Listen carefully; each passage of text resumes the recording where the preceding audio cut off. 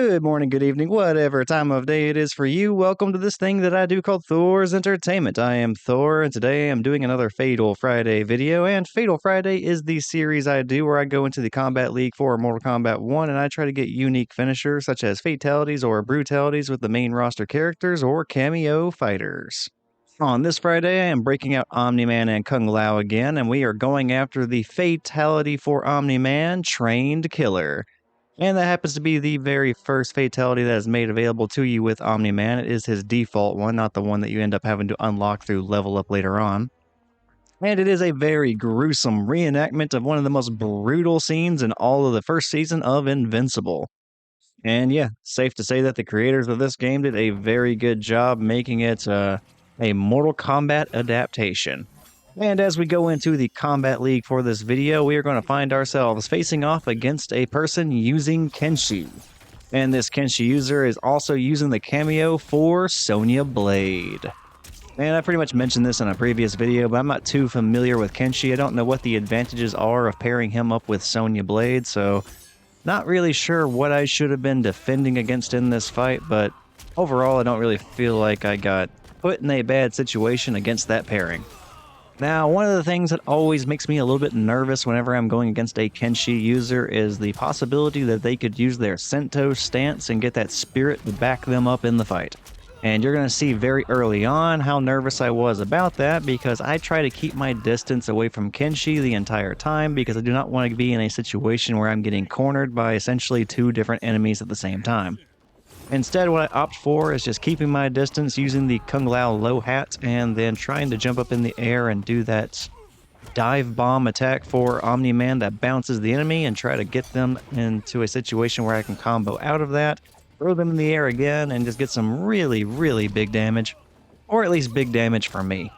And early on in the fight, that was a pretty successful tactic. I'm sure it was a very annoying one because I do that thing that I'm sure annoys most people where I kind of just use the same couple of moves over and over again because it was working.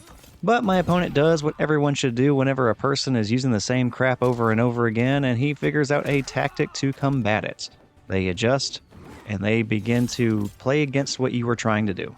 And my little keep away tactic was not going to last forever. It was not going to keep working. Are mine. Omni-Man wins. So yeah, I ended up taking that very first match without too much difficulty, but in the second match is when things start to get a little bit more challenging for me because that little keep away dive bomb brave bird tactic of mine began to not work so smoothly. And credit to my opponent, they were beginning to think of ways to get around it because of how much I was doing it. Now, something I started to see the Kenshi user doing a decent amount was whenever he saw I was doing the Kung Lao low hat, they would just jump in the air. And at first that might not sound like an amazing idea because if you jump in the air and you know that I'm going to do the dive bomb attack, which tracks you, you're just going to open yourself up to getting hit by the dive bomb attack. But at the same time, if you are just having a lot of trouble blocking the hard to block situation where the low hat hits you low when Omni-Man hits you overhead, and then if you screw that up, Omni-Man gets at least a 300 damage plus combo against you, then at that point, jumping in the air and just taking the dive bomb, which by itself is substantially less damage, well, it doesn't really sound like that negative of an alternative. So if you just can't get around that combo of low hat dive bomb, just jumping in the air and then eating the dive bomb in the air, which you cannot combo out of, and just taking a little bit of damage as opposed to a crap ton of damage really doesn't sound like that bad of an alternative. And then on top of that, whenever that occurs, you're already kind of close to Omni-Man because he's going to land right next to you. So his idea of keeping away from you and continuing to do that becomes a little bit less viable because you're right there on him, even though you just ate the attack. So you could do like an armored wake up or something like that, and well, suddenly you're taking your turn back and putting Omni-Man in a bad position.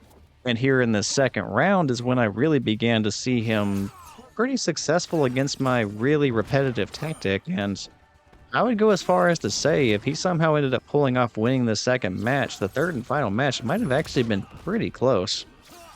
But eventually I caught on to the fact that he was catching on to what I was doing and countering it pretty well, so I ended up switching it up just a little bit.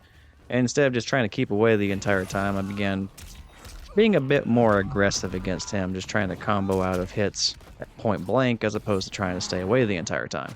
Now, Kenshi does end up taking that second round against me because, well, they did a good job countering all the crap I was trying to do.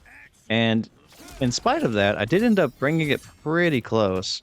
Like, we were both in a situation where one more combo would have knocked us both out, and then we would have went on to a third round for that match, but in the end, I got a little too risky, gambly, whatever you want to call it, and I just kind of did a YOLO fatal blow that, well, Kenshi blocked, and then of course the match was over because whenever you block a fatal blow, well, it's pretty damn punishable.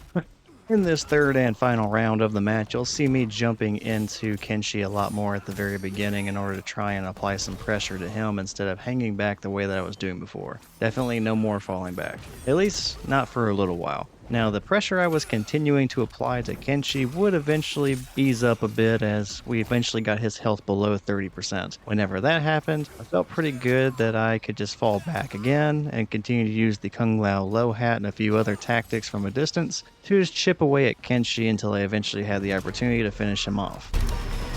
Finish him.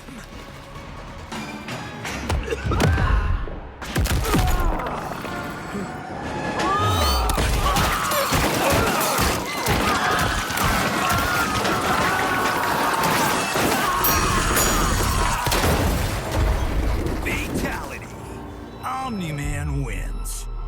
All right, and that was the trained killer fatality for Omni-Man. And yeah, that was pretty much exactly what Omni-Man put his kid Mark through in the Invincible series, and whew, that was a pretty strong scene from the show. But enough about the show, this is Mortal Kombat, and well, instead of Mark, we got Kenshi. And Kenshi is not going to be living through that one. So yeah, that was the fatality that I wanted to highlight in this episode for Fatal Friday, so there's not too much more to cover. I will go ahead and show the fatality one more time at the very end of this outro, that way it can be enjoyed one more time before we part ways. But for now though, this has been it for this episode. If you enjoyed it, be sure to check out some other stuff on the Thor's Entertainment channel. I have plenty of other Fatal Friday videos, and I also have playthroughs of the Mortal Kombat games, starting off with Mortal Kombat 9. But yeah, I'll go ahead and close things out here. Again, I am Thor. Thank you for watching this episode on Thor's Entertainment, and you take care, and I'll see you next time.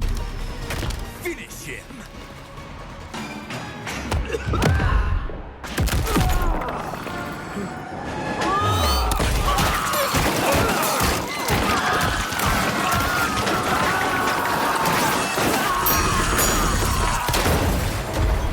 Fatality. Omni-Man wins.